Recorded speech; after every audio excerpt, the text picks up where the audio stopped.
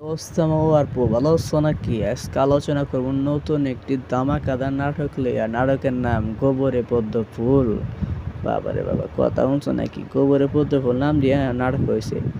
আগে একটা প্রবাদ বাক্য শুনছিলাম, এখন আবার নাটকও শুনতেছি। যাও গা, আর আপনি কথা কমু তার আগে কই আনি তারা যারা সাবস্ক্রাইব করস নাই ভাই, প্লিজ সাবস্ক্রাইব করে দিই, তোকে দয়া হাই লাগি। কারণ তোরা সাবস্ক্রাইব করস না খেলে ভিডিও দেওয়া লাখ লাখ মানুষ ভিডিও দেওয়া আমাকে সাবস্ক্রাইব করার খবর নাই।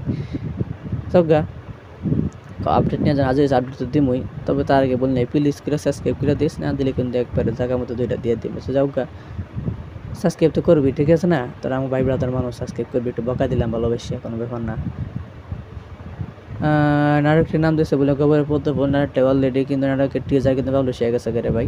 আর একটা টিজারে কিন্তু ব্যাপক পরিমাণে একটা ব্যাপার সেবার ফিলা দিছে, প্রায় লাখ লাখ মাস দিয়ে হেলাইছে।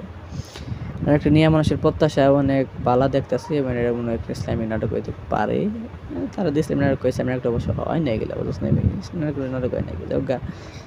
আর একদিন তোমরা চাও নাটকটা দেখে নিতে পারো, ইগল টিমে খুব শীঘ্রই আইবো। আর তোমরা জানাও তুমি কাছে ইগল টিমের নাটকগুলো কেমন লাগে, এবং ইগল টিমের ইসলামিক একটা চ্যানেল আছে, ওই চ্যানেল নাটকগুলো কেমন লাগে সেটাও জানাবা।